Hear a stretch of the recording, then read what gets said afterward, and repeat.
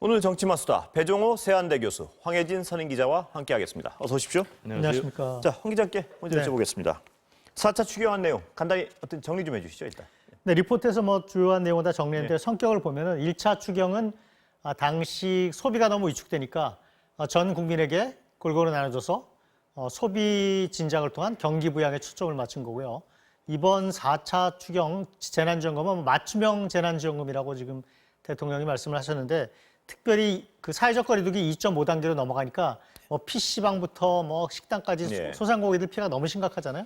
그런 그 가장 피해가 심각한 문을 닫은 뭐 그 업종을 비롯해서 소상공인 자영업자들한테 주로 초점을 맞춘 그런 그 맞춤형 재난지원금이다 이렇게 볼 수 있겠습니다. 예. 자, 배 교수님. 네.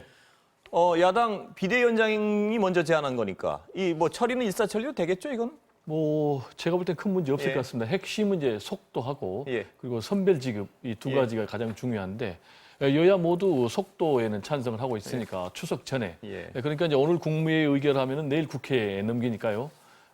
제가 볼 때는 이제 추석 전에 지급이 가능할 것 같고요. 빠르면은 예. 그리고 이제 두 번째로 이제 선별 지급인데 이 부분에 대해서도 역시 여야 모두가 일치를 하고 있기 때문에 큰 문제가 없고 다만 13세 이상에 대해서 핸드폰 사용료 모두 예. 2만 원씩 지급하겠다라는 부분은 선별 지급이 아니고 사실상 보편 지급에 예, 해당이 예. 되기 때문에 이 부분에 대해서 국민의힘이 어떤 반응을 보일지 그렇지만 크게 예. 반대는 안 하고 다만 이제 7조 8천억이니까 그 중에서 일부 조정은 불가피하지 않나 이렇게 전망이 됩니다. 예.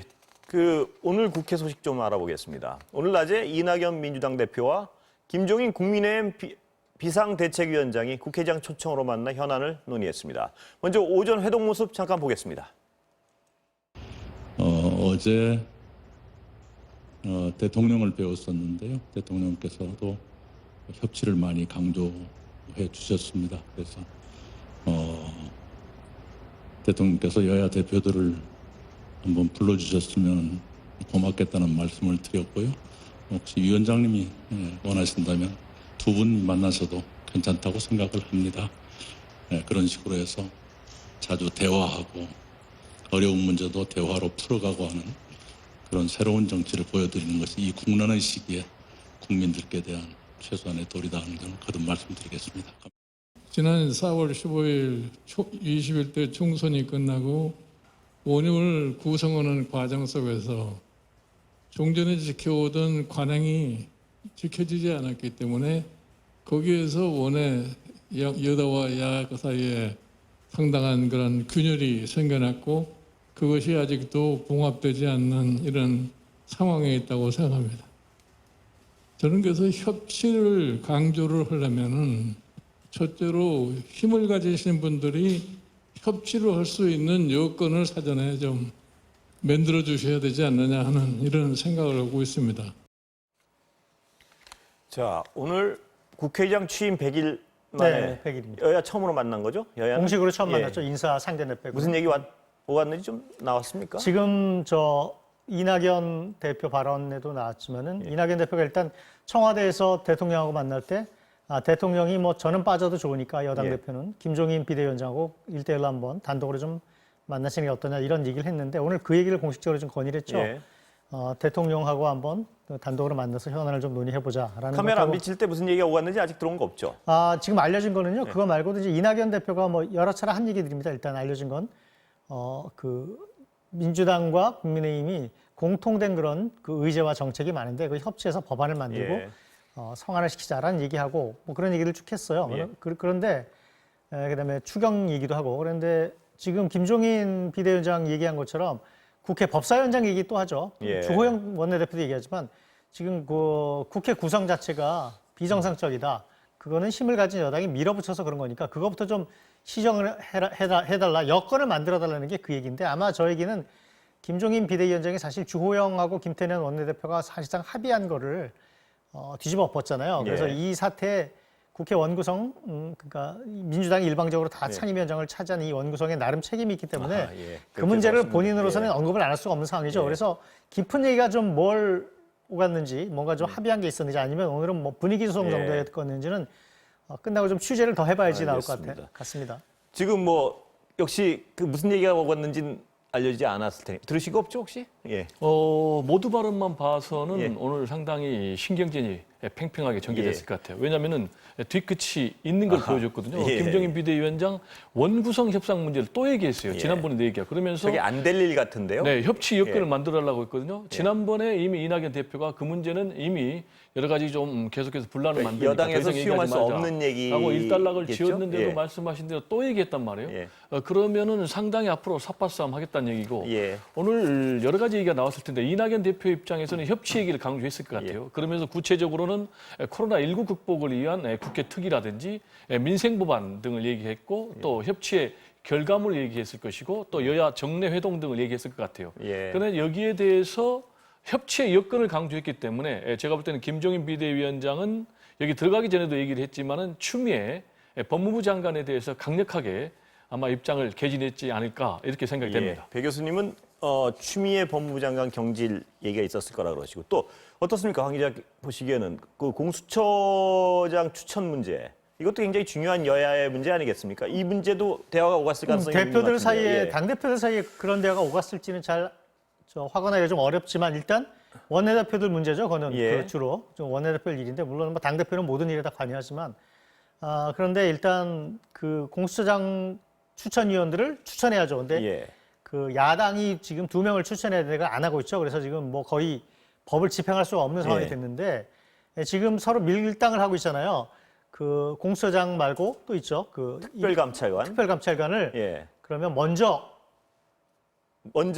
뽑아라. 뽑아라, 근데 그거는 그죠? 여당, 야당이 한 명씩 추천하잖아요. 예. 그러니까는 사실상 국민의힘의 요구는 야당이 추천한 사람을 뽑아라 이런 요구 비슷해요. 예. 누굴 뽑는지 본 다음에 공수처장 추천위원을 추천하겠다. 예.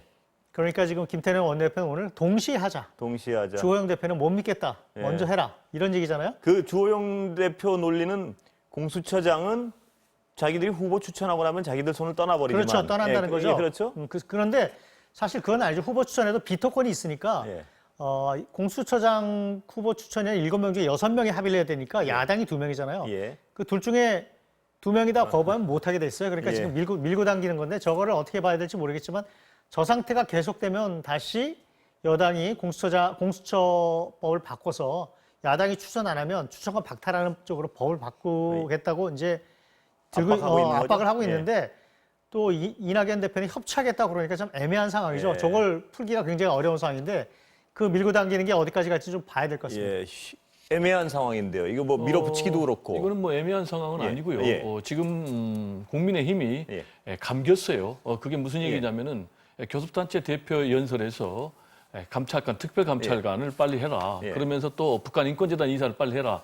라고 얘기를 하니까 민주당에서 오케이 받았어요. 그러니까 우리가 이걸 받을 테니까 그러면 국민의힘도 공수처 빨리 설치를 하기 위해서 공수처장 후보 추천위원회를 추천해라. 예. 라고 얘기하니까 난감해진 거예요. 그러니까 다시 멍군을 때려가지고 장군을 때려가지고 그러면은 특별감찰관 먼저 하자. 예. 그러니까 김태년 대표가 동시에 하자라고 얘기를 했거든요. 즉 이 얘기는 국민의힘에서는 공수처 설치를 절대 안 해주겠다는 얘기예요. 그게 예. 무슨 얘기냐면은 현재 위헌법률 심판 청구를 헌재해 놓은 그런 상황이거든요. 예. 그러니까 그 결과 보고 하겠다. 그리고 더 나아가서는 안 해주겠다라고 예. 얘기를 하고 있는데 그럼 지금 이제 강행합니까? 여당은? 여당은 그래서 이제 예. 양수 겸장으로 나가는 거죠. 예.